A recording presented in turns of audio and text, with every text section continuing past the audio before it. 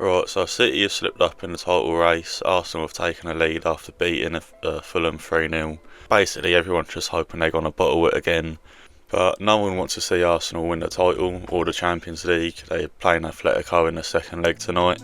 So basically, in this video, I'm just going to be explaining the main reasons why no one wants to see Arsenal win the Premier League or the Champions League. Remember, we mustn't forget that it's been raining, so the pitch is quite. It's been raining. Yeah. Are you being serious? It's raining for both teams. Yeah, I know. So number one is just the fans.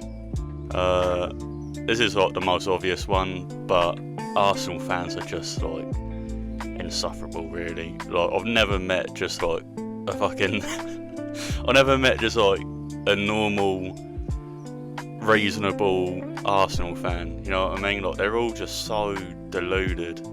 They're so just, for a club that hasn't won anything in years, it's like they just think that they're just better than everyone else. That's the sort of vibe I get from Arsenal fans. I think everyone knows that sort of that fan that just, you're just like, oh mate, just shut up. Like, what are you on about? Like, Arsenal can win a couple games in a row and they just think that they've got to win the quadruple or the treble, and they're just better than everyone else. So that's why it's so funny when they just bottle it. Do you know like that kid in school that just keeps fucking yapping? Just a yap, non-stop, and you're like, mate, just shut up. That's the Arsenal fans. They're just cocky without really... Obviously they're a massive club, but like, they ain't won a title in 20 odd years. They ain't won the Champions League, and as soon as they win a game, they just think that they're just better than everyone else. Right, if you go on any like fan channels or anything, obviously AFTV is the main one, but TalkSport as well, they're just so defensive and so just deluded. You look at people like, even people like Martin Keown, that guy, I'm going to make a video about him eventually because he's hilarious, but he don't even mean to be. Even Ian Wright, I love Ian Wright, but they just get so defensive. They have this like victim mentality as well.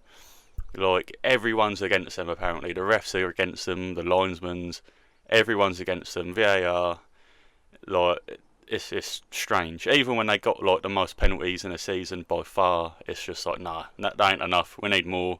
We need more penalties. Everyone's against us. Everyone hates us. It's just, get a grip, mate. Honestly, no one's out to get Arsenal. You know what I mean? Why would they be out to get one of the biggest clubs in the country? Like, no, it's just fuck off, really. The second reason is boring football. You think of Arsenal, and historically, like they play beautiful football. Like under Wenger, they play great football. And in my lifetime, they've just played really good, silky football. And they used to under Arteta, but this season, they're just not great to watch. They obviously score a lot of set pieces. Set pieces are their main thing. There's been a lot of games this season where it's just the only time they look like scoring is from a corner. That they're not that creative really. Their attack isn't great, but they've got players like Eze. Eze is, he's an absolute baller at Palace. I love watching him play, and now he's at Arsenal. He's had some good games, but it's just like that spark is just sort of gone, and it seems like Arteta just doesn't like people with a bit of flair, bit of they're sort of robotic. You know what I mean? Like, so yeah, they're not easy on the eye. And you think of like the teams that have won the Prem in recent history. You think of Liverpool and City going at it year after year with Klopp and Pep. Like Liverpool was just one of the most exciting teams I've ever seen for a few years. Just that pressure, that sort of Gegenpress, that high pressure, high pace. It's just ridiculous, really. And City are, always really good to watch under Pep, really. But yeah, I think people got used to that sort of football with those teams, and just watching Arsenal this season, having them rely on set pieces, it's just, they're not a great watch. They haven't got much creativity up top, or maybe they do, but they're just not being allowed to be creative. You know what I mean? Like I say, Eze's lost that sort of spark that he had. and they just don't create loads of chances, and they're just a bit robotic, a bit boring. They're really solid defensively, but just going forward, they're not that great to watch. Number three, it's just their manager, Arteta. I think he's a decent manager. He's done a good job, but fuck me, he's dislikable. You know what I mean? He's just cringe. I think he's the perfect sort of representation of what Arsenal are. Like, he's just over the top, cringe. He's just a bit much. You know what I mean? Like, he's a good manager, but playing TikToks at the training ground on the big screen, it's like, fucking hell. You don't help yourself, mate. You know what I mean? You don't help yourself when you're doing stuff like that. It's just a bit stupid, really. And obviously there is a bit of extra attention on him because there is that narrative now that he's just cringe, so people are just waiting for cringy things for him to do. Like today, Hertzler for Brighton, he brought in an MMA fighter in the training ground to help players for set pieces, which is weird. But no one's even really talking about that. But if Arteta did that, it would obviously everyone would be talking about it. So obviously there is a bit of like, extra attention on him because people want him to be cringe. They want they want to have something to moan about. But there's no smoke without fire. You know what I mean? He's a cringy guy. He's a weird guy. He just comes out in press conferences and him saying like, "Oh, I'm on fire. It's like, mate, just calm it down. You know what I mean? Even on the touchline, he just really don't help himself. Shouting at other managers for no reason, jumping up and down, being a little cheerleader. Yeah, bringing it on. The fucking light bulb as well. The light bulb in the changing room. We've all seen the light bulb. Fucking hell, like he is just too much. He needs to just calm it down a bit, take the cringe out of it, because it just puts more pressure on the players. I think when you're doing stupid stuff like that. I